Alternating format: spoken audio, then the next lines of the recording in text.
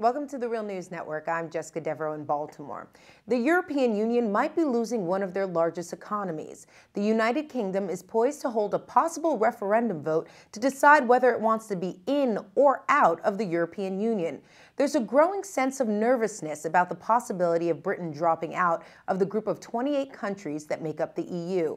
Here to give us an update on the European Union economy are our two guests. Trevor Evans is a professor of monetary theory, monetary policy, and international monetary relations at the Berlin School of Economics and Law. And also joining us from London is John Weeks. He is a professor emeritus at the University of London and author of the new book, The Economics of the 1%, How Mainstream Economics Serves the Rich, Obscures Reality, and Distorts Policy. Thank you, gentlemen, for joining us.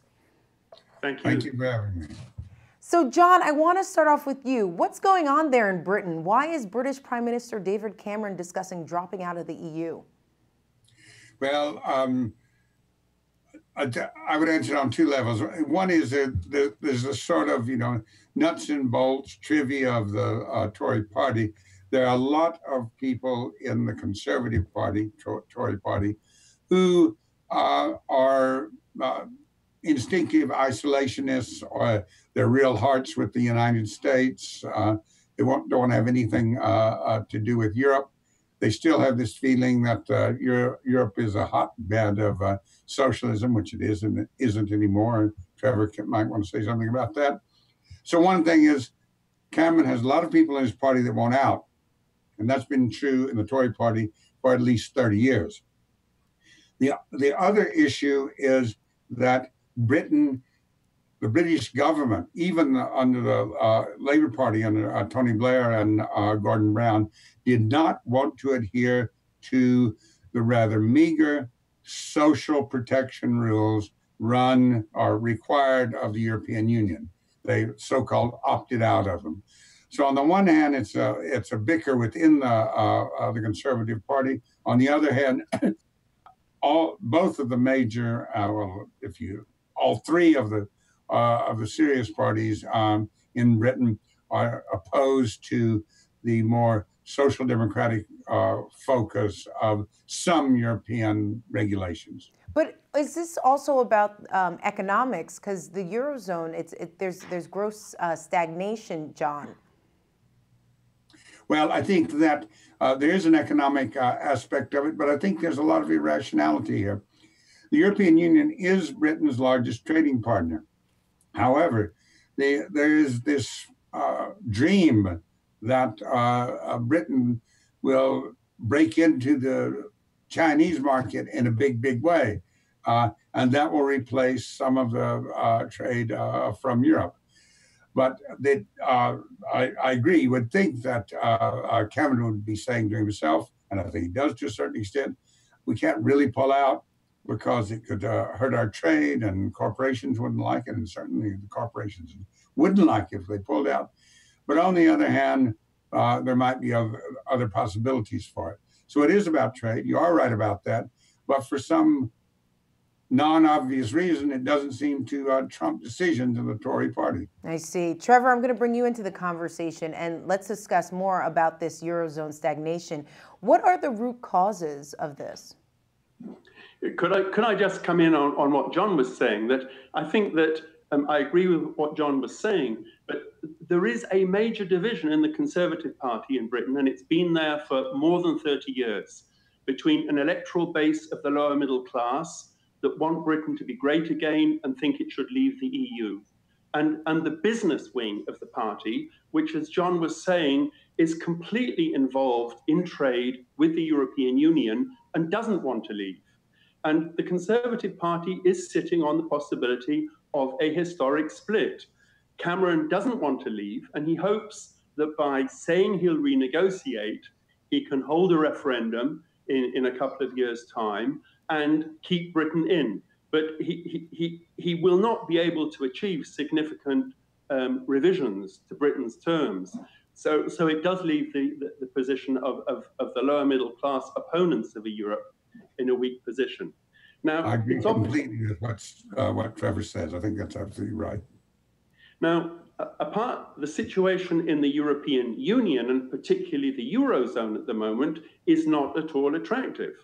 That the European Union and the Eurozone have officially come out of the recession, which lasted until last year. But in most of the countries of the Eurozone, economic output is still below where it was in 2007, 2008. Real wages in many countries are below where they were 2007, 2008. That in the northern European countries, Germany, Austria, the Netherlands, there has been some growth, but the European Union is faced with stagnation. And one of the key reasons for this is that unlike the United States, where the government has played a very active role trying to promote the economy, in the European Union and the Eurozone, the rules that have been established, very much at Germany's insistence, mean that governments have their hands bound.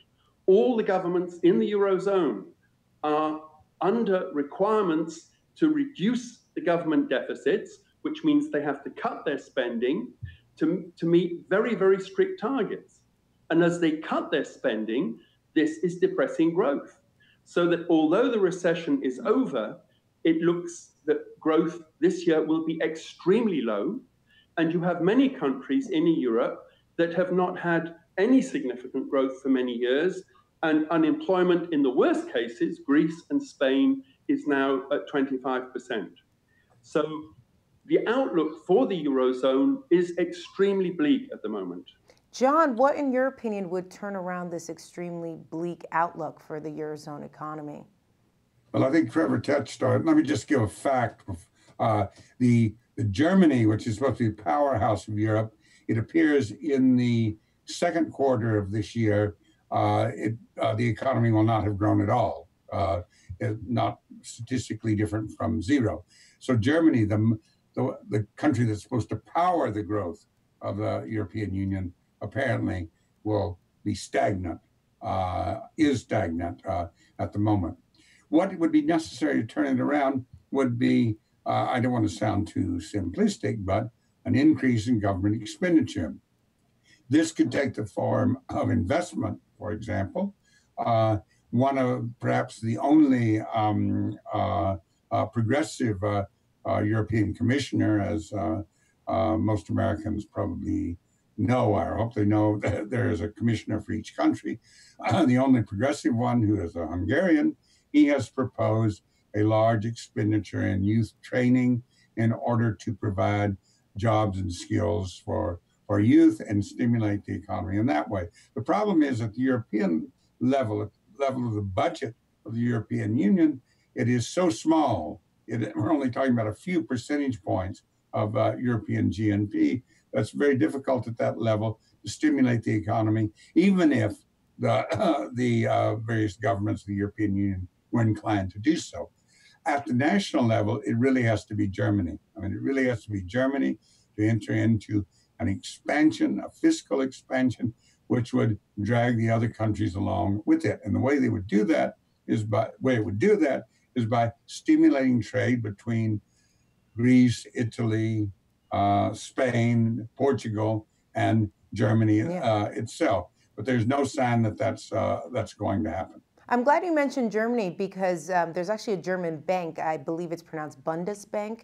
They're calling for higher wages. Trevor, why are they supporting an increase in wages? This really is an extraordinary development. The German Bundesbank is the former German central bank, and it's now, if you will, the German part of the European Central Bank.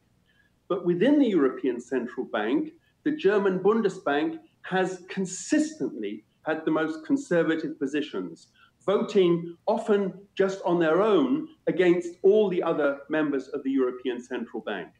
And quite extraordinarily, in an interview with the weekly magazine Spiegel on Sunday, the chief economist of the Bundesbank, a gentleman called Jens Ulbricht, argued that there was a case for wages rising by at least 3% in Germany.